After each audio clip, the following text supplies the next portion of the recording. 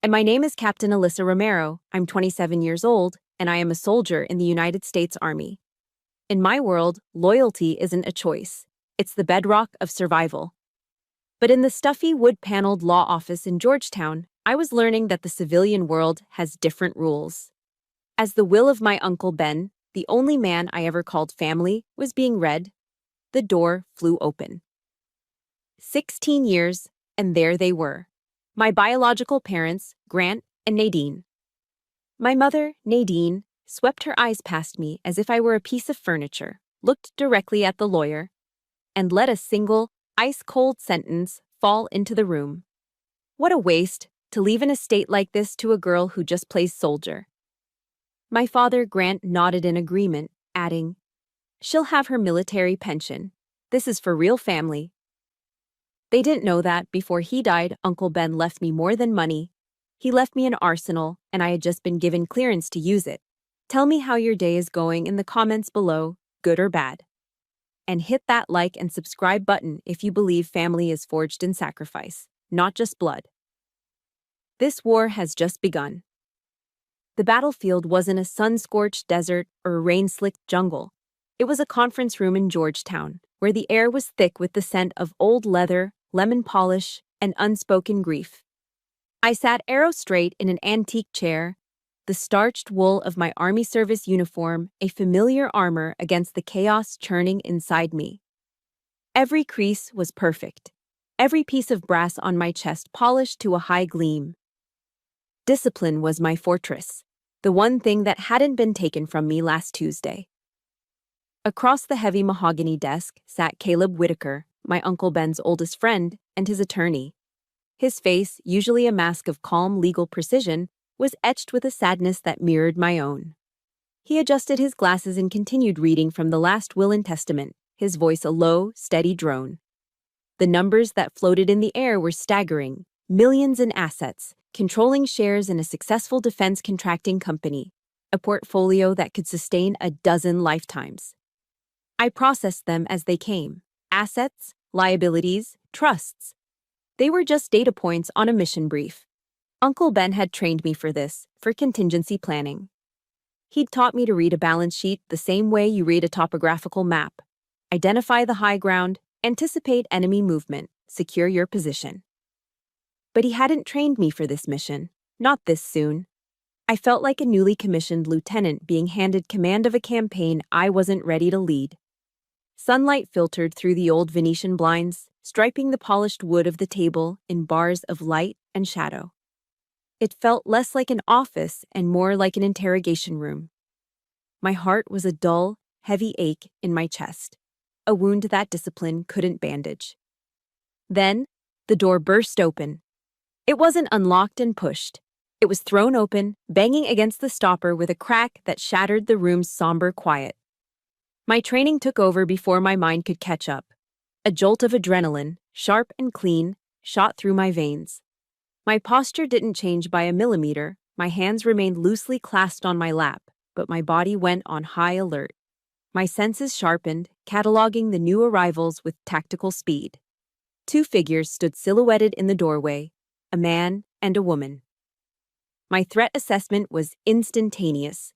The woman, Nadine, was first through the breach.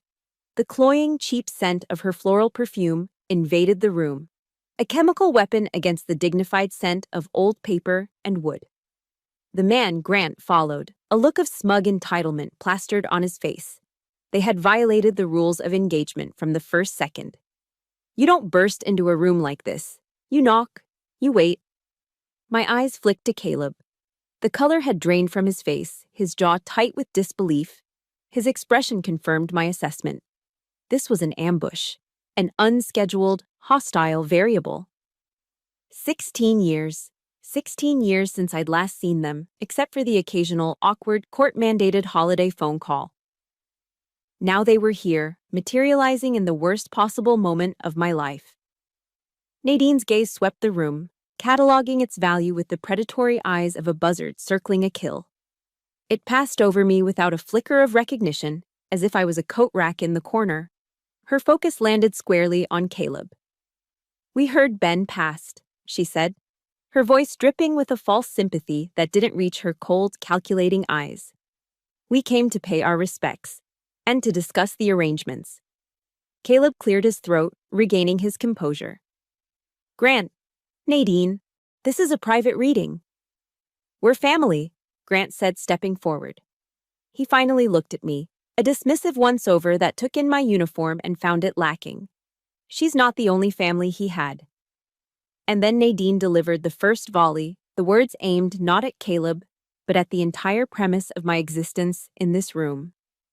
What a waste, she sighed, a theatrical sound of disappointment. To leave an estate like this to a girl who just plays soldier. The words were precision-guided munitions, designed for maximum damage. They didn't just question the will, they targeted my career, my identity, my entire life's purpose. Plays soldier. The phrase was meant to diminish every grueling day at West Point, every sleepless night in the field, every sacrifice I'd made. Grant, ever her wingman, moved in to confirm the kill. Ben always was soft-hearted, he said, shaking his head as if discussing a character flaw. The girl's going to have her military pension. This, he gestured around the opulent room, this is for real family. There it was, the redefinition of terms. In their tactical brief, family was a designation they owned by blood and from which I was excluded by my choices. They had reduced my uncle's profound love for me to a simple act of foolish pity, all in front of a man who had known and respected him for 40 years. The rage that rose in me was a white-hot furnace, but on the surface, I was ice. My breathing remained even, my expression a neutral mask. I would not give them the satisfaction of a reaction. Just as the silence stretched, becoming a weapon in itself, a soft knock came from the door they'd left ajar. A moment later, Maria Sanchez entered, balancing a silver tray with a thermal carafe of coffee and 3 ceramic mugs. Maria, my godmother, a Gold Star wife whose husband had served with my uncle years ago. She was a second-generation Hispanic woman whose strength was a quiet, unshakable force of nature. She was the one who taught me how to make proper tortillas, who held me when I cried after my first real heartbreak, who sent me care packages filled with home-baked biscotti and letters that smelled of her kitchen. She took in the scene in a single, sweeping glance. The tension, Caleb's rigid posture, the 2 hostile figures, and me. Without a word, she walked to the table, set down the tray, and then moved to stand directly beside my chair, her hand resting for a brief, warm second on my shoulder. It was a silent, powerful declaration. I am with her. Grant scoffed under his breath, a low, ugly sound. And who's this? The help? The insult hung in the air, thick and poisonous. Maria didn't flinch. She looked directly at Grant, her gaze level and firm, and her voice, when she spoke, was as solid as bedrock. I've been part of this family for 16 years. That was it. That was the spark. Her courage lit a fire in me, burning away the shock and the doused rage. Her simple statement of fact drew the battle lines more clearly than any legal document could. Slowly, I rose to my feet. The discipline of my uniform suddenly felt less like armor and more like a mantle of command. I met the surprised, greedy eyes of the 2 people who had given me life only to abandon it. My voice, when I spoke, was not the voice of a grieving niece. It was the voice of a captain, cold, clear, and absolute. Maria is family, I stated, the words cutting through the tension. You 2 are strangers. The war had been declared, and as they stood there, momentarily stunned into silence, a single burning question began to form in the back of my strategic mind, a question that would fuel everything to come. After 16 years of silence, why now? The drive from Georgetown to Uncle Ben's house near Fort Belvoir was an autopilot maneuver. My hands knew the turns, my foot knew the gas, but my mind was lost in the ghost-filled territory of the past. The question from the conference room, why now, was the key that unlocked a box of memories, each one a fresh cut on an old scar. The familiar canopy of oak trees lining the George Washington Parkway blurred into green. This road was a timeline, and with every mile marker, I traveled further back. Back to a sunlit Saturday morning when I was 11. The memory is so vivid it has a taste. The phantom sweetness of pancakes I was hoping for. I remember running down the stairs of our old house in Maryland, feet slapping the hardwood. I'd woken up to a silent house, which was unusual. Grant and Nadine were many things, but quiet wasn't one of them. I'd expected to find them in the kitchen, arguing over money or nursing hangovers. Instead, I found nothing. An unnerving, echoing silence, and on the cold granite countertop, a single piece of paper torn from a legal pad. On it, in my mother's hurried script, were 7 words. 7 words that served as the final orders of my childhood. Uncle Ben will take care of you. That was it. No goodbye, no explanation, no, we love you. Just a logistical handoff, as if I were a package being rerouted. I remember the chill of the tile floor seeping into my feet, a cold that climbed up my legs and settled deep in my bones. I stood there for what felt like hours, rereading those words until they lost all meaning, the silence of the empty house screaming in my ears. It wasn't a death, but it was an erasure. I had been abandoned.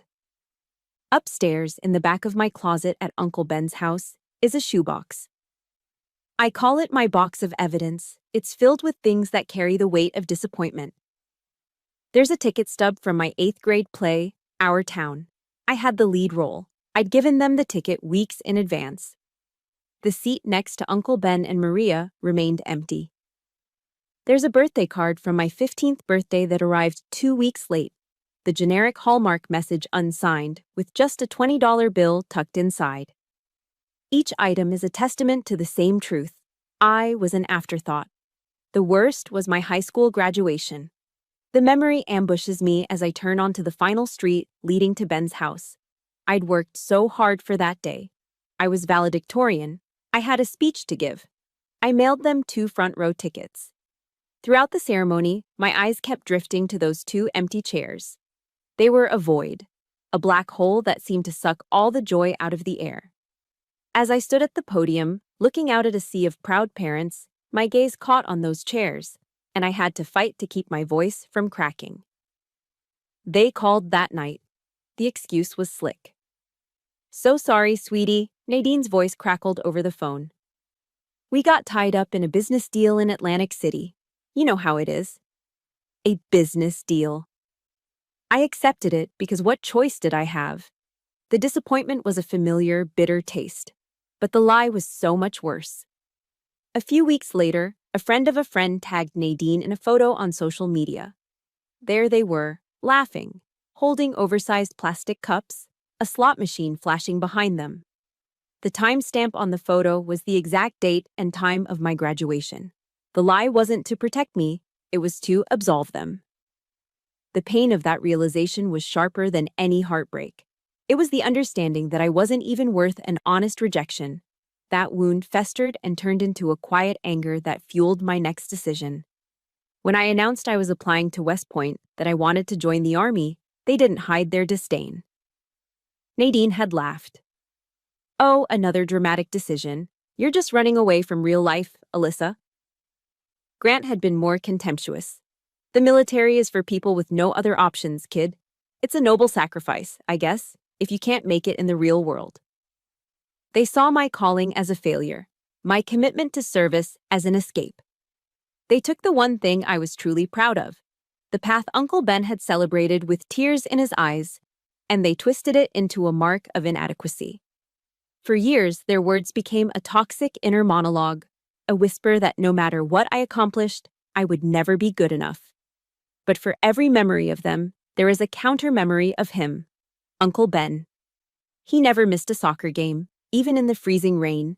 He taught me how to change a tire, how to read a compass, and how to stand up straight and own my space in the world.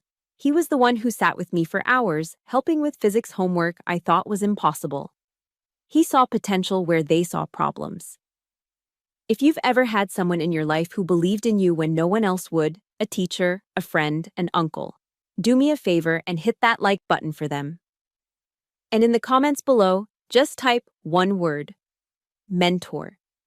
It'll mean the world to know I'm not alone. I remember one afternoon, After my parents' latest dismissal had left me gutted, Uncle Ben came into my room. He didn't say much. He just handed me a simple framed print. It was a quote. The paper was thick, the font elegant. It was Theodore Roosevelt's speech, The Man in the Arena. I read the words. It is not the critic who counts, not the man who points out how the strong man stumbles. The credit belongs to the man who is actually in the arena, whose face is marred by dust and sweat and blood. I looked up at him, my eyes blurry. He put a hand on my shoulder, his grip firm. When people are shouting from the cheap seats, Ali, he said, his voice quiet but full of conviction, it's to remind you that you're in the arena, and that's the only place worth being. You don't need their approval. You only need your own honor. As I pull into his driveway, the engine falling silent, that memory shines like a beacon in the fog of my grief. Uncle Ben's words. They are my standing orders. This fight Grant and Nadine have started isn't about the money. It never was. It's about honor. It's about defending the legacy of the one man who was always in the arena with me. And for him, I will face any critic. I will fight any battle. My parents' brand of cruelty wasn't a sudden attack. It was a long, drawn-out siege. To understand the battle lines being drawn today, you have to understand the territory I fought for, alone, for years. My honor, as Uncle Ben called it, wasn't a gift. It was forged in the fires of their indifference.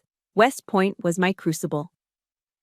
The years there were a relentless grind of mind, body, and spirit. I pushed myself through grueling marches in the biting Hudson Valley winters, my lungs burning, my feet blistered and raw.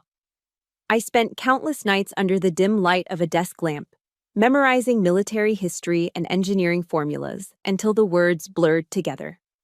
I learned to lead, to follow, and to push past the point where my body screamed to quit. It was the hardest thing I'd ever done, and I did it almost entirely alone. Mail call was a daily ritual of quiet humiliation. While my classmates tore open care packages from home, giddy over homemade cookies and letters of encouragement, my cadet mailbox was a hollow, empty cavern. Week after week, nothing. The only faces I ever saw in the crowd on Parents' Weekend were Ben and Maria, their proud smiles a lighthouse in a lonely sea. I remember one Christmas during my sophomore year. I was one of a handful of cadets who stayed on campus, the academy grounds eerily quiet and blanketed in snow. On Christmas Day, I received an e-card. It was from Grant and Nadine. The generic holiday animation was accompanied by a single sentence. Hope your first year is going well. It was my second year. They couldn't even remember that. The carelessness of it, the sheer lack of effort, was a colder slap in the face than their silence. It wasn't just that they didn't care, it was that I wasn't even worth the mental energy to remember correctly. That's when I learned that you can't build a life waiting for others to lay the foundation. You have to mix the concrete and pour it yourself. Uncle Ben had learned that lesson long before me. Aegis Tactical Solutions, the company now at the center of this storm, wasn't some inherited empire. It was born in the sweat and sawdust of his two-car garage. I remember coming home from school as a teenager and finding him hunched over a workbench, surrounded by a chaotic mess of schematics, wires, and half-assembled prototypes. The air would smell of soldering flux and burnt coffee. He'd work late into the night, fueled by a relentless vision and a belief that he could build something better, something that would protect soldiers like him. He didn't build it alone. I was his unofficial, unpaid apprentice. I helped him organize invoices, pack early prototypes into cardboard boxes, and listen as he rehearsed his pitches to investors who didn't yet see what he saw. I watched him pour every dollar he had, every ounce of his energy, into that company. I saw the exhaustion etched into the lines around his eyes and the pride that burned in them when a design finally worked. Aegis wasn't just a number on a will, it was a living testament to his sacrifice.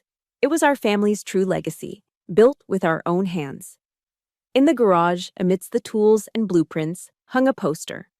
It was an old, iconic one from World War II, Rosie the Riveter, flexing her bicep under the words, "We can do it." One day, he saw me looking at it.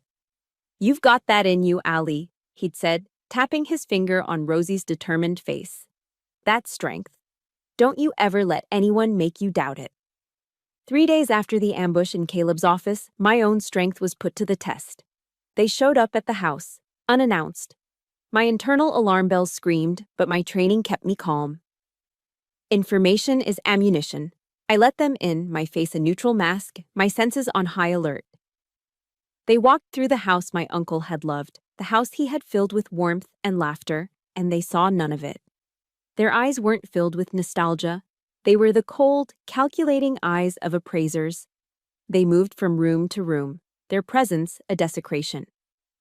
This painting could be worth a bit, Nadine commented, tapping a manicured nail against the frame of a landscape Ben had bought on a trip to Wyoming. What kind of security system did he have? Grant asked, peering out a window toward the street. Is it monitored? They didn't share a single memory. They didn't say, I remember when Ben bought this chair, or he always loved this view. They saw only price tags. Every object was an asset, every room a line item on a ledger they were mentally preparing. They were stripping the soul from my home, right in front of me. Finally, in the study, surrounded by Ben's books and awards, Grant dropped the pretense. He turned to me, his expression direct and devoid of emotion. So, how much is Aegis actually worth? We're going to need a number to calculate our share. The shamelessness of it took my breath away. Our share. As if they had spent a single sleepless night worrying about its future. As if their sweat was mixed into its foundation. Before I could answer, Nadine placed a sleek leather briefcase on Ben's desk and clicked it open. Inside, I saw stacks of paper, neatly organized with colored tabs, financial statements, asset reports, a complete and detailed breakdown of my uncle's entire estate. A cold dread washed over me. Where did you get this? I asked, my voice barely a whisper. Nadine shrugged, a small, dismissive gesture. We have a right to know, she said, her tone implying I was foolish to even question it. We are your parents, after all. They were using blood as a battering ram, a birthright they had abdicated long ago, now reclaimed as a tool for extortion. This wasn't a spontaneous act of greedy opportunism. The detailed reports, the legal style organization, the briefcase, it all pointed to a chilling conclusion. This was a pre-planned, coordinated campaign. They had been preparing for this. They had been waiting for him to die. My phone, sitting on the desk beside the briefcase, suddenly buzzed. The screen lit up. It was a new email. My eyes dropped to the notification, and the blood in my veins turned to ice. The sender was a name I didn't recognize. Martin Keene, Keene Legal, LLC. The subject line was a declaration of war. Re, the estate of Benjamin Thomas. The email notification on my phone was a digital grenade, and the confrontation in my uncle's study was its blast radius. Faced with the evidence of their premeditation, the briefcase, the reports, Grant and Nadine dropped all pretense. They went on the offensive. Nadine, sensing her advantage, tried to justify their claim. We have rights, Alyssa. Legal rights. She pulled a folded, yellowed document from her briefcase. It was an old court filing. My eyes scanned the legalese until a single number jumped out, circled in red ink. $1,300. We were in a difficult financial situation, Nadine explained, her tone devoid of shame, as if detailing a corporate merger. Ben knew that. He offered to clear our debts. She paused, letting the implication hang in the air. In exchange, we agreed to sign over full parental rights. It was a good deal for everyone involved. A good deal. The words echoed in the sudden, ringing silence. The world tilted on its axis. All the pain of the last 16 years, the abandonment, the loneliness, the constant feeling of being second best, was suddenly distilled into a single, transactional number. $13,500. That was my price. That was the value they had placed on their only child. The rage, the grief, all of it evaporated, leaving a chilling, hollow void. I looked at these two people, my creators, and felt nothing. You sold me, I said. The words were flat, lifeless, a statement of fact. The finality in my voice must have unnerved them because Grant's strategy shifted. He stepped forward, his face twisting into a mask of victimhood. "We'll take this to court," he threatened. "We'll tell the judge Ben coerced us. We'll tell them our own daughter turned her back on us when we needed her most." His threat was interrupted by a gentle knock at the front door. A moment later, Maria Sanchez appeared in the doorway of the study, a beacon of warmth in the toxic air. She was holding a large casserole dish, and the rich, comforting aroma of garlic, oregano, and baked tomatoes filled the house. Her timing was a miracle. Her presence, an act of grace. She took one look at the scene: my shell-shocked face, the open briefcase, the predatory stances of Grant and Nadine, and understood everything. The sight of her simple, profound act of care, seemed to break their offensive. Grant's threat died in his throat. Nadine snapped her briefcase shut. Their narrative of wronged parents couldn't survive the quiet dignity of a woman holding a homemade lasagna. They muttered a few hasty excuses and retreated, leaving their threats hanging in the air. The moment their car pulled away, my phone rang. It was Caleb, his voice charged with a new urgency. "Ali, you need to get to my office. Now," he said. I was going through Ben's personal safe. I found something. Something he called his insurance file. 20 minutes later, I was back in the Georgetown conference room. Caleb heaved a heavy gray metal lockbox onto the mahogany desk. It landed with a solid, definitive thud. "He left specific instructions," Caleb said. "This was to be opened only by you, and only if Grant and Nadine made a formal claim against the estate." My hand trembled as I turned the key. The lid opened with a soft hiss. Inside, there was no money. There was something far more valuable. It was a meticulously organized collection of documents, a history of my parents' greed. There were photocopies of dozens of checks Ben had written to them over the years, annotated with the date and purpose. Car repairs, medical bills. There were thumb drives. Caleb plugged one into his laptop. We listened as my father's voice, wheedling and then demanding, filled the room, asking for a loan that was never repaid. There was a detailed report from a private investigator, complete with photographs documenting their frequent trips to casinos in Atlantic City and Charlestown. Trips that coincided with their calls to Ben pleading poverty. He had known. All this time, my uncle had known, and he had quietly, patiently built a fortress to protect me. Tucked in the corner of the box was an old, faded photograph. It was of a younger Uncle Ben, his arm slung around another soldier. On the back, in Ben's block printing, Sergeant Miguel Sanchez, Da Nang, 1971. Brothers aren't always born of the same blood. It was Maria's father. My breath caught. This bond, this real family, was a legacy forged in war. At the very bottom lay a single manila envelope, sealed with a circle of red wax. My name was written on the front. With shaking fingers, I broke the seal and unfolded the letter. "My dearest Ali," it began. "If you are reading this, then the day I feared has come. I am sorry you have to face this, but I am not sorry for the life we built. Know this first. You were never a burden. You were the greatest gift of my life. I knew your parents' character, and so I prepared. I hoped this file would gather dust, but hope is not a strategy. They will try to use your love for me as a weapon against you. They will try to paint my love for you as a weakness. Do not let them. The documents in this box are not for revenge, they are for the truth. In our world, the truth is the highest ground. Take it and hold it. Remember what I taught you. Honor isn't silently enduring injustice. Honor is fighting for what's right, for the truth, and for the people you love. You are the commander of my legacy now. Defend it. You are strong enough. You always have been." All my love, Ben. Tears streamed down my face, but they weren't tears of grief. They were tears of overwhelming, fierce love. He saw it all coming. He had been my silent guardian, my strategist, even now. He hadn't just left me an inheritance. He had left me an armed fortress, a loyal team, and one final direct order: fight and win. Caleb looked at me, a slow, respectful smile spreading across his face as I refolded the letter. "Ben didn't just leave you a will, Ali," he said, his voice full of awe. "He left you a complete battle plan." Uncle Ben's battle plan had changed everything. The grief and rage that had clouded my judgment began to recede, replaced by the cold, sharp clarity of a mission. The next morning, Caleb Whitaker's conference room no longer felt like a lawyer's office. It had become a tactical operations center, a war room. I arrived before sunrise, dressed not in my uniform, but in practical civilian clothes. Dark jeans, a fitted black sweater, boots. But my bearing was all military. I was in command now. We commandeered Caleb's largest whiteboard.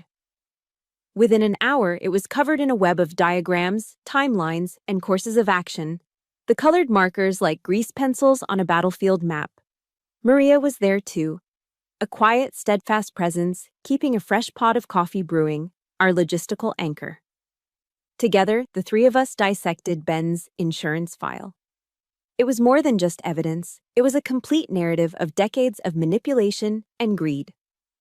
We plotted every check, every recorded phone call, every casino trip on a timeline that stretched back to my childhood. Seeing it all laid out, the systematic nature of their deception was undeniable.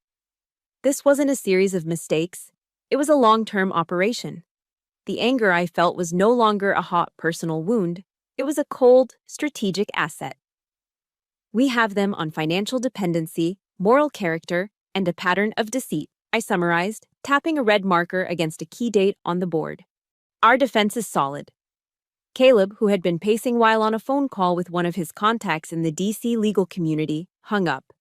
His face was grim. Our defense may need to be stronger. I just got new intel on their legal counsel. He walked to the board. They've hired Martin Keene. The name didn't mean anything to me, but I saw Maria's hand tighten around her coffee mug. Caleb saw my questioning look and elaborated. Keene is a shark, one of the most ruthless litigators in the city. His specialty isn't winning on merit, it's winning by attrition. His strategy is scorched earth. He files so many motions, subpoenas so many witnesses, and leaks so much disinformation to the press that the other side either runs out of money or surrenders from sheer exhaustion. This was a significant escalation. They weren't just coming with a flimsy claim, they were coming with a high-priced mercenary. It gets worse, Caleb continued, his voice low. Keene and Aegis have a history. He represented a competitor in a contract dispute about 8 years ago. Ben won, decisively, humiliated Keene in court. This isn't just a job for him, Ali, it's personal. I processed the new information. So, the enemy has upgraded their weapons, and their commander has a personal vendetta. Exactly, Caleb affirmed. My mind raced, reevaluating the battlefield. Keene's involvement meant they would be looking for any weakness, any vulnerability to exploit. I felt a prickle of unease, the instinct of a soldier sensing a hidden sniper. I scanned our own defensive lines, looking for a blind spot. Then Caleb pointed to a section of the will we had highlighted earlier. There's one other piece we need to consider, he said, his finger resting on a single clause. The codicil Ben added 5 years ago. It states that in the event you are unable or unwilling to execute the will, the executorship passes not to the bank, but to a secondary appointee. He looked from the document to Maria. It passes to you, Maria. The air in the room went still. It was a detail I'd overlooked, a minor contingency. But in the context of an enemy like Martin Keene, it wasn't minor at all. It was a fatal flaw in my strategy. In an instant, I saw my mistake with chilling clarity. I had been so focused on defending myself and my uncle's legacy that I had failed to secure my flanks. In warfare, a smart enemy doesn't launch a frontal assault on a fortified position. They probe for the weakest point, they attack the soft target, and Maria, with her innate goodness, her trusting nature, and her profound kindness, was the soft target. They wouldn't come after me, a decorated army captain with a spotless record. That was a high-risk, low-reward maneuver. Instead, they would go after her. They would try to discredit her, to slander her character, to paint her as a manipulative caregiver who had influenced an old man. They would tear her life apart in a public court, not to win, but simply to force me into a settlement to make it stop. A wave of cold fear, sharper and more potent than any I had felt for myself, washed over me. I had seen what the ugly side of the world could do to good people. Maria had already lost a husband to one war. I would be damned if she became a casualty in mine. For the past week, I'd noticed a dark sedan, a late model Ford, parked down the street from Maria's house on several occasions. At the time, I dismissed it as coincidence, but now, with this new intel, it felt like surveillance. My training in reconnaissance kicked in. The last time I saw it, I'd discreetly taken a few pictures with my phone, capturing the license plate. On a hunch, I forwarded the images to Caleb. "Can your PI run this plate?" "No," I said aloud, my voice cutting through the tense silence. It came out harder than I intended, a commander's edict. They will not touch her. The fear was gone, burned away by a ferocious, protective resolve. I looked at Maria, at her worried face, and I saw not a weak link, but a member of my unit. And there is a creed, a sacred vow, that is drilled into every soldier from the first day of basic training. We never leave a soldier behind. My mission parameters had just expanded. This was no longer just my fight. I turned to Caleb, my voice now calm and authoritative. Your priority one is to build a legal firewall around Maria, effective immediately. I want character depositions from her friends, her neighbors, anyone and everyone who can testify to her integrity. Proactively establish her reputation before they have a chance to attack it. Caleb nodded, already grabbing a legal pad. I was no longer a grieving niece defending an inheritance. I was a commander, responsible for the lives and safety of my people. I had been planning a defense, but a good defense is not enough. Now, we needed a counteroffensive. The enemy had made a critical error. They had threatened my family, my real family. And in doing so, they had given me a new, crystal-clear objective. But as I stood there, mapping out our next move, the strategic question echoed in my mind, a problem that needed an immediate solution. They were already watching her. They were preparing their attack. How do I protect my flank? There's a quote from General George S. Patton that they drill into you at West Point. Never let the enemy pick the battleground. For the past week, I'd been reacting, defending, and absorbing blows. It was time to stop reacting and start commanding. It was time to force them to fight on my terrain. I called Caleb with new orders. Set up a meeting, I told him, my voice calm and decisive. With Grant, Nadine, and their lawyer, Martin Keene, I want it here. At Aegis headquarters, tomorrow at Aero 900 hours. It was a strategic power play. No more emotional confrontations in the personal space of my uncle's home. No more ambushes in neutral territory. This meeting would take place in my fortress, the house that Ben and I built. A state-of-the-art facility humming with the energy of innovation and success. I was taking the high ground. The next morning, I didn't wear my army uniform. That uniform was a symbol of my service, of my oath to my country.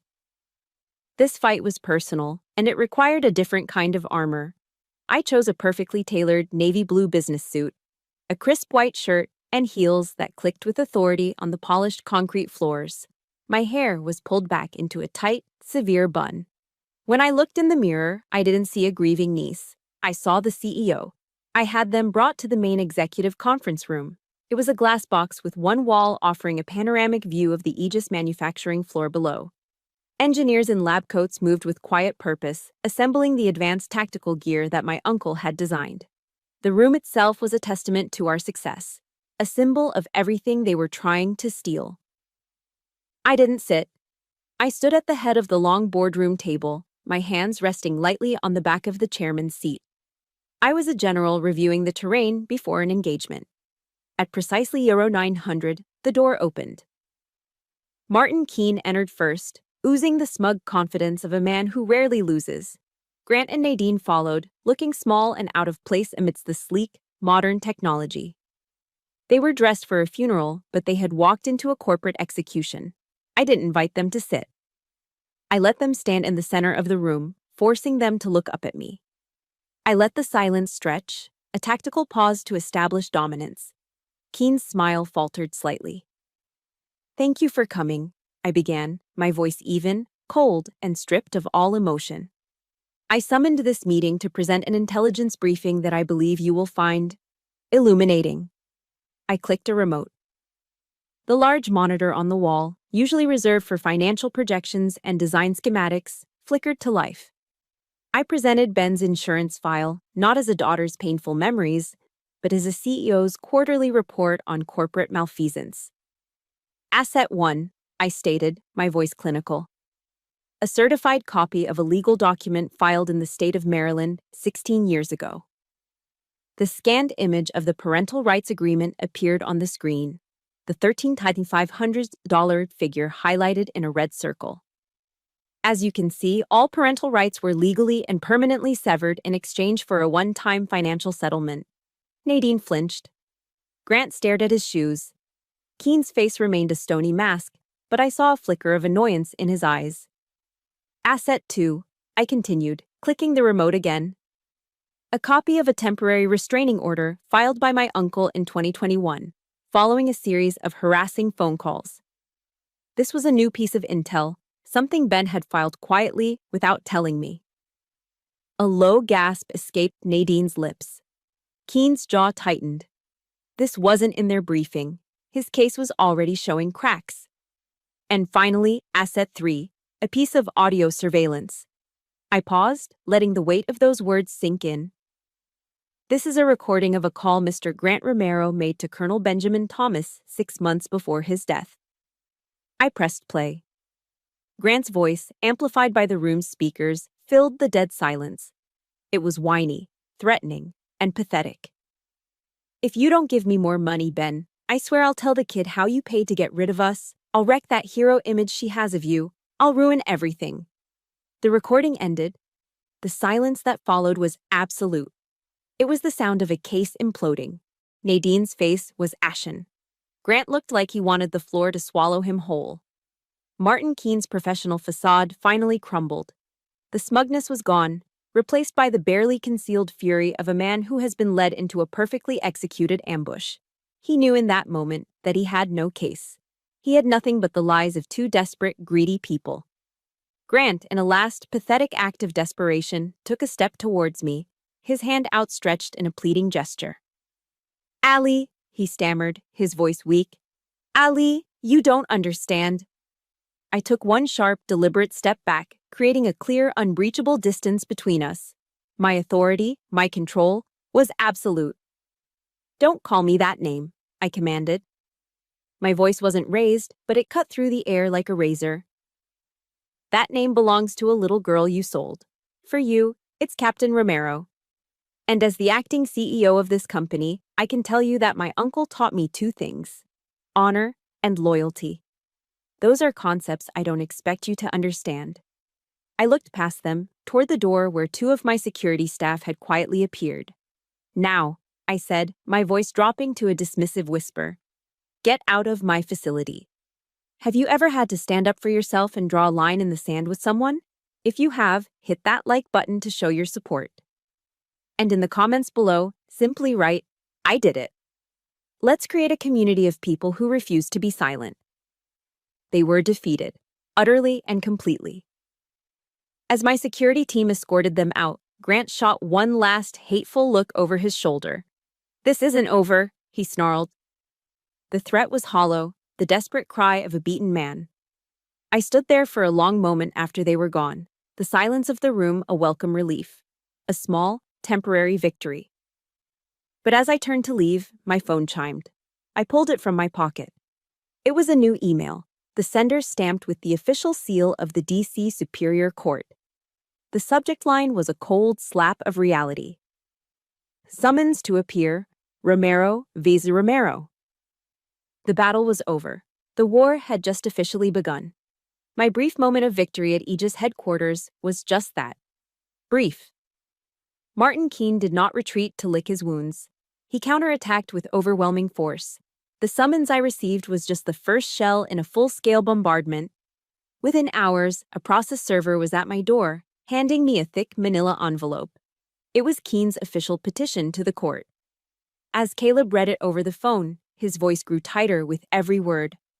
It was a masterpiece of legal aggression. Not only did it formally accuse me of exerting undue influence over a vulnerable old man, but it also filed for an emergency injunction to freeze all of Aegis's assets, effective immediately. The justification was a brutal character assassination. Keen's filing painted me as a mentally unstable combat veteran, implying my military service had left me volatile and untrustworthy. He argued that I was a high risk to mismanage and dissipate the company's assets out of sheer incompetence or spite. It was a direct strike at our financial jugular, an attempt to paralyze the company, sow panic among our employees and shareholders, and force me to capitulate. My phone lit up with a call from our CFO. The attack was already working, but that was only the first front. Almost simultaneously, Keen opened a second, a psychological operations campaign. An article appeared on a sleazy DC political gossip blog, the kind that thrives on scandal and innuendo. The headline was a cannonball of slander, designed for maximum damage and viral spread. PTSD-stricken Army captain in million-dollar battle over estate with ailing parents? The article was a toxic cocktail of half-truths and anonymous sources. A source close to the family described my parents as devastated and concerned for their daughter's erratic behavior. Another insider questioned my fitness to run a sensitive defense company, hinting that my combat experience had left me unpredictable. It was a textbook smear, expertly crafted to turn my greatest source of pride, my military service, into a weapon against me. My phone began to melt down. First, it was our business partners, their voices tight with feigned concern. Then came a call from a liaison at the Pentagon, a terse, formal inquiry about the unfortunate press and its potential impact on our security clearances. My reputation, the most valuable currency an officer possesses, was being systematically dismantled in the public square. Every call was a new shrapnel wound. The two attacks, legal and public, were perfectly synchronized, designed to overwhelm and disorient. Caleb called an emergency meeting back at the Tausi. He's trying to isolate you, Ali, professionally and personally. We have to fight back on both fronts. The court had scheduled the emergency hearing for the injunction in 48 hours. It was a tight deadline, but manageable. We began to mobilize our team, me, Caleb, and a pale but determined Maria, diving into a frantic race against the clock. We started outlining our counter-arguments, pulling the key evidence from Ben's insurance file, preparing our defense. Just as we were finding our rhythm, Keen launched his final decisive strike. It was an attack not on my assets or my reputation, but on time itself. Caleb's paralegal burst into the conference room, his face white. Judge approved Keen's motion to expedite, he announced, breathless.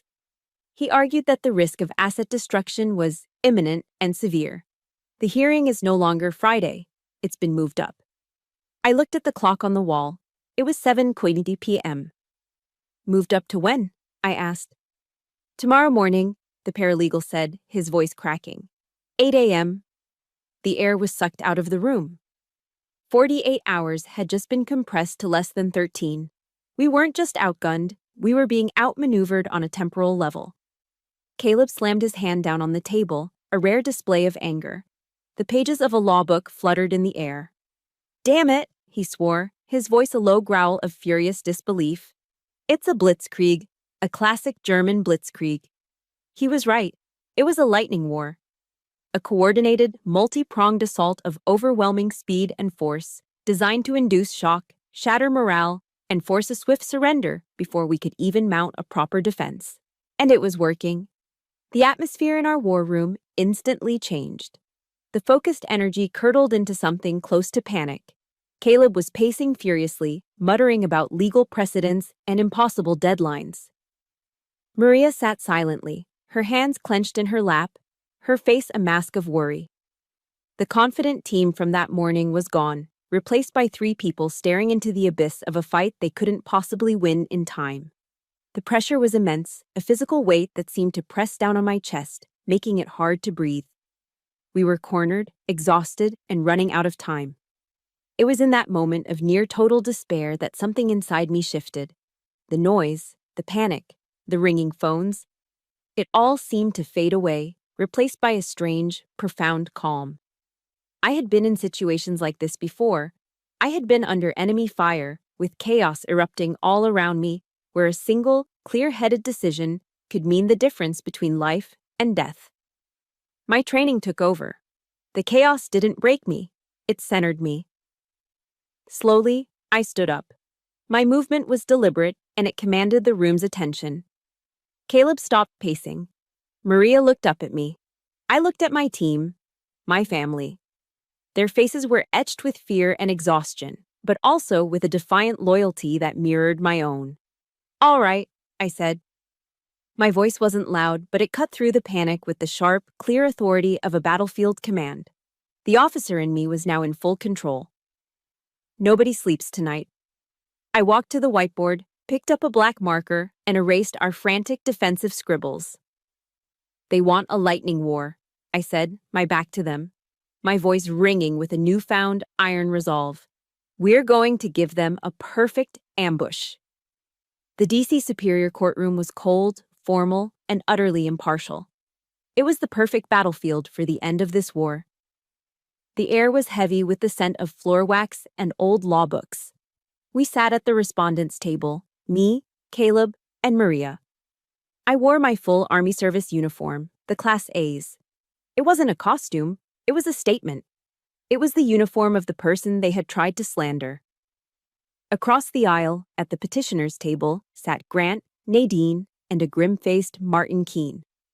The smug confidence he'd worn at Aegis was back, tailored to fit the theatricality of the courtroom. They looked sure of their victory. The judge entered.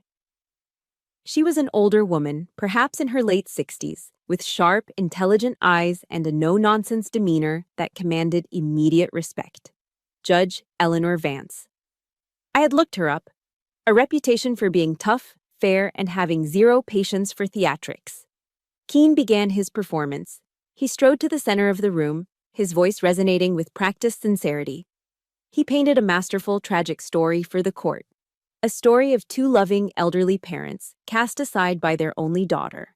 A daughter, he argued, whose distinguished military service had tragically left her emotionally scarred and prone to paranoia. He twisted my discipline into rigidity, my composure into emotional detachment. He used the language of therapy as a weapon, suggesting my hypervigilance, a soldier's asset, was a symptom of instability. He was trying to turn my strength into a disease.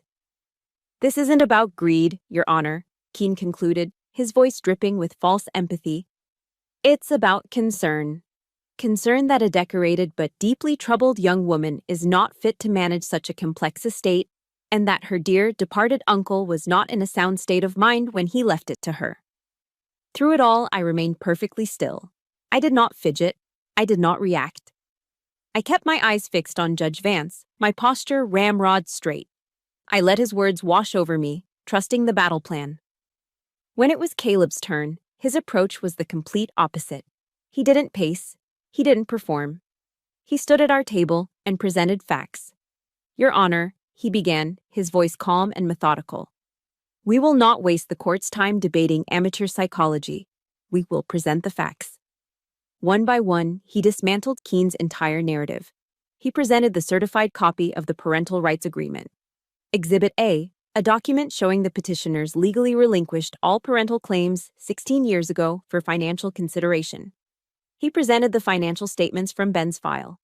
Exhibit B, a summary of payments made by Colonel Thomas to the petitioners over the last decade, totaling over $90,000, demonstrating a clear pattern of financial dependency, not familial support. He presented the 2021 restraining order. Exhibit C, a court order filed by Colonel Thomas himself, demanding the petitioners cease all contact due to harassment. With each exhibit, I saw the confidence drain from Martin Keene's face like air from a punctured tire. Judge Vance listened intently, her expression unreadable, her sharp eyes missing nothing. The foundation of their case was turning to dust before our eyes. Then Caleb prepared the final blow. "Your Honor, with the court's permission, I would like to play a short audio recording.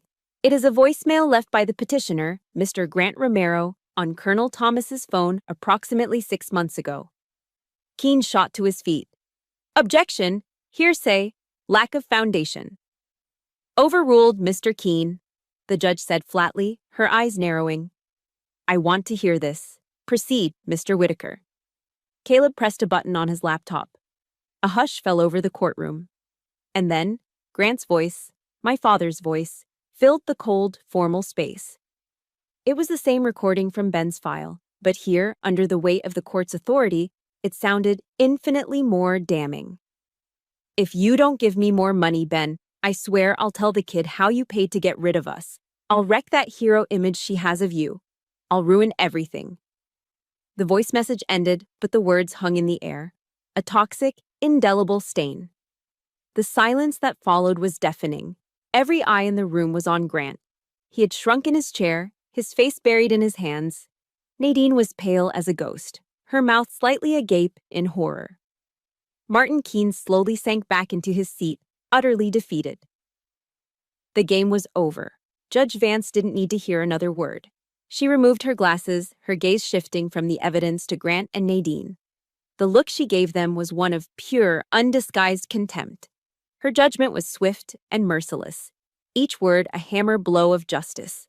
Mr. Keene, she began, her voice cold as steel. Your emergency petition to freeze the assets of Aegis Tactical Solutions based on the demonstrably false claim of Captain Romero's instability is hereby denied, with prejudice. The phrase, with prejudice, landed like a cannon shot. It meant they could never, ever bring this claim again. Furthermore, she continued, her eyes still locked on my parents, the no contest clause in Colonel Thomas's will is in full effect.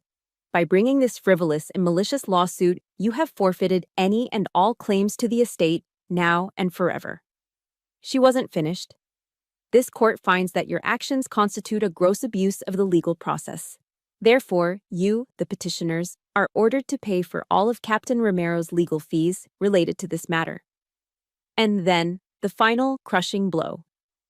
Finally, based on the clear and disturbing evidence of harassment and blackmail presented here today, this court is issuing a permanent restraining order. Grant and Nadine Romero are forbidden from coming within 1,000 yards of Captain Alyssa Romero, Mrs. Maria Sanchez, their residences, and their place of employment at Aegis Tactical Solutions. Any violation will result in immediate arrest. She picked up her gavel. This hearing is adjourned. Bang! The sound of the gavel was the loudest thing I had ever heard. It wasn't wood hitting wood. It was the sound of 16 years of pain being brought to an end. It was the sound of a prison door swinging open. It was the thunder of justice. We walked out of the courtroom and into the bright sunlight of the courthouse steps. As my eyes adjusted, I saw a small group of people waiting for us. Employees from Aegis, a few veterans from the local VFW post, and at the front of the group was Sergeant Frank Miller, a retired master sergeant who worked as a foreman on our assembly line. Ben had helped him get back on his feet after a rough patch years ago. A local news reporter who had likely been tipped off by Keene's office rushed forward and stuck a microphone in his face. Sir, why are you here today? Frank, a man of few words, looked straight into the camera, his eyes unwavering. Colonel Thomas saved my life, he said, his voice thick with emotion. His daughter carries his honor. We weren't going to let anyone tarnish that. He turned to me and gave me a slow, respectful nod. In that moment, surrounded by my true family, I finally understood. My uncle hadn't just left me a company. He had left me a community, an army. Victory doesn't always feel like a celebration. Sometimes it feels like the dead quiet after a battle, when the adrenaline fades and all you're left with is the deafening silence and the bone-deep exhaustion of survival. As I stepped out of the courthouse into the blinding DC sunlight, I didn't feel a rush of triumph. What I felt was heavy, a profound, crushing weariness, as if I had just completed a 30-mile forced march with a full rucksack. The small crowd of Aegis employees and veterans waiting on the steps didn't cheer. They simply began to applaud, a quiet, rolling wave of respect that was more moving than any shout of victory. Maria enveloped me in a fierce hug, her shoulders shaking with silent, relieved sobs. I held onto her, drawing strength from the one person who had been in the trenches with me from the start. We had won. The war was over. But the scars of the campaign remained. A few days later, a letter arrived. It was a single cream-colored envelope, the handwriting instantly recognizable as Nadine's. I opened it with a strange sense of detachment. Inside was a handwritten note full of hollow, cliché-ridden phrases about deep regret and making terrible mistakes. She begged for a second chance, for an opportunity to rebuild our family. The letter was all about her pain, her remorse. Grant's name was never mentioned. I read the words, and for the first time in my life, when it came to her, I felt nothing. No anger, no surge of pain, not even a flicker of the old desperate hope that she might one day change. All I felt was a distant, clinical pity for a woman so emotionally bankrupt that this was the best she could offer. I folded the letter and set it on the desk. I didn't need to write back. I didn't need to offer forgiveness or condemnation. I finally understood what forgiveness really was. It wasn't about reconciliation. It wasn't about absolving them of their sins or pretending the past didn't happen. Forgiveness was a unilateral act of self-preservation. It was about putting down the heavy burden of my own hatred, not for their sake, but for mine. I was letting go, not so they could be free, but so I could. The permanent restraining order was the boundary. My indifference was the peace. Later that week, I found myself in my uncle's office at Aegis. It was the first time I'd been able to sit in his chair without feeling overwhelmed by grief. The scent of his pipe tobacco still lingered faintly in the air. My eyes fell on his official portrait on the wall. Colonel Benjamin Thomas, his gaze firm and kind, a hint of a smile playing on his lips. I looked at his portrait and then at the gray metal lockbox, the insurance file, which now sat on the corner of his desk. I finally understood the true nature of the legacy he had left me. It wasn't the millions in the bank or the controlling shares of the company. His real legacy was that box. It was a legacy of truth. Uncle Ben wasn't a particularly religious man, but he had a deep respect for timeless wisdom. He had once quoted a line from the Bible to me, a line that had stuck with me ever since.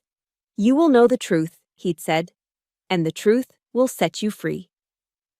For years, I thought freedom meant escaping my past. But as I looked at that box, I realized Ben's definition was different. Freedom wasn't about escaping the truth, it was about accepting it, documenting it, and, when necessary, deploying it as your shield. He had spent years quietly compiling a fortress of facts, not out of spite, but because he knew that the best, the only, weapon against a lifetime of lies is a well-documented truth. He had given me my freedom by giving me the undeniable truth of my own story. And a legacy that powerful could not be allowed to simply gather dust in a safe. It had to be put to work.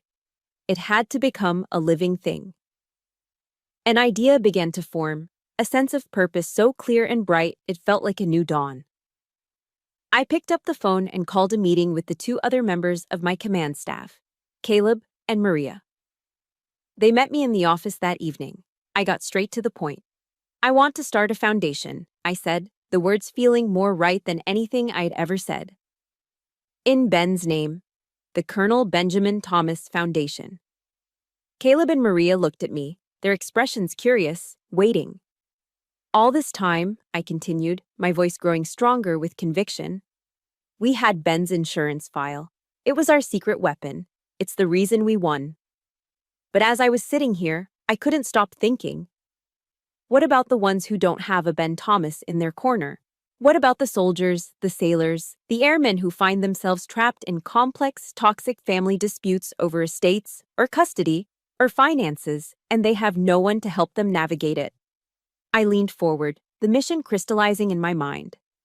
The foundation will provide pro bono legal support for service members and their families who are facing these kinds of battles. It will fund the investigators, the lawyers, the support staff they need to fight back. We will help them build their own insurance files. In that moment, the last of the grief and anger transformed into something new. It became fuel. My pain was no longer a wound. It was the foundation stone of a new mission.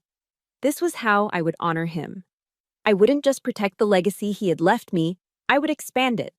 I would take the shield he had built for one person and turn it into an arsenal for many. We would build a new kind of fortress, not of steel and concrete, but of truth and justice. A beacon for soldiers fighting battles far from any foreign shore. 6 months after the sound of the judge's gavel, I found myself standing on a different kind of stage. It was in a grand ballroom in San Diego, overlooking the Pacific Ocean, at a major national defense conference. The air hummed with the quiet confidence of the nation's top military and industry leaders. I was there to accept the annual Breakthrough Leader Award.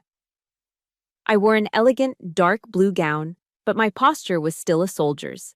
Shoulders back, chin up, a quiet confidence forged in crucibles far tougher than this. When I stepped up to the podium, I didn't talk much about Aegis's latest drone technology or our quarterly growth, which had been record-breaking. Instead, I talked about loyalty. I talked about the sacred duty of a commander to protect their unit, whether that unit is a platoon in the field or a team of engineers in a lab. I talked about the difference between a title and true leadership. And at the end, I held up the Crystal Award, letting it catch the light. There is only one leader this award truly belongs to, I said, my voice clear and steady, ringing through the silent ballroom. A man who taught me that the highest form of leadership is service, and the purest form of strength is honor. I accept this on behalf of my mentor, my commander, and my father, the late Colonel Benjamin Thomas. The applause that followed was warm and genuine. For the first time, standing in the spotlight didn't feel like an interrogation. It felt like coming home. Ben's legacy, I had learned, was not a static thing to be guarded. It was a living thing, meant to be grown. And it was growing, not just at Aegis, but in a small, unassuming office in Arlington, Virginia. The sign on the door was simple: the Colonel Benjamin Thomas Foundation. Inside, the atmosphere was one of quiet purpose. On any given day, you could find Maria, now the Foundation's executive director, sitting with a young Marine, her voice a comforting balm as he nervously explained a bitter custody battle. You could find Caleb, the Foundation's chief legal counsel, sketching out a strategy on a whiteboard, his face set with the same fierce determination he'd shown for me. In its first 6 months, the Foundation had already provided legal aid to over a dozen military families, helping them build their own insurance files against injustice. Ben's battle plan had become a beacon. His legacy was alive, and it was fighting. As for me, I had finally found a rhythm I never thought possible. I had found balance. I still ran Aegis with the discipline of a commanding officer, but I also made time for peace. I discovered a love for hiking the rugged trails of Shenandoah National Park, the silence of the mountains, a welcome antidote to the noise of my past. Sunday evenings were sacred, reserved for dinner at Maria's house, the comforting chaos of her grandchildren, a reminder of what real family looks and sounds like. The ghosts of Grant and Nadine no longer haunted me. They had become what they always truly were: strangers. Footnotes in a story that was now entirely my own. The abandoned little girl was gone, and in her place stood a commander, not just of a company or a platoon, but of her own life, her own happiness, her own peace. Last week, on a crisp autumn morning, I found myself standing alone on the National Mall. I walked along the quiet, polished black granite of the Vietnam Veterans Memorial, the names of the fallen a stark, silent testament to a generation's sacrifice. My fingers traced the cool, carved letters until I found the one I was looking for: Miguel R. Sanchez, Maria's father. The man in the photograph, his arms slung around my uncle in a jungle far from home. I didn't stand there to mourn a man I'd never met. I stood there in gratitude, to honor the origin point of my chosen family, a bond of brotherhood forged in war that had reached across decades to save me. I looked up from the wall, my gaze traveling across the reflecting pool to the Lincoln Memorial, majestic and enduring in the soft morning light. The sun was rising, casting a golden glow over the city, a new day dawning. Standing there, in the quiet heart of the nation I had sworn to serve, the final lesson of my long war settled into place. I had learned that family is not defined by the blood you share, but by the sacrifices you are willing to make for one another. And a true legacy isn't what's left to you, it's what you build from what you're left with. On the battlefield of life, your greatest arsenal is your truth. Your strongest shield is your chosen family, and your most powerful weapon will always be your honor. A small, genuine smile touched my lips, a smile of peace, of strength, of a war finally won. I was ready for whatever mission came next. My mission is complete, but my story is just one of many. The greatest truth I learned wasn't found on a foreign battlefield, but in realizing that we all have the power to forge our own family, our own legacy, from the ashes of our past. This channel is a gathering place for stories of that same strength and resilience. If my journey meant something to you, please hit that like button and subscribe to join this community. And I have one final mission for you. In the comments below, tell us the name of just one person who has been your Maria or your Ben, your chosen family. Let's honor them together.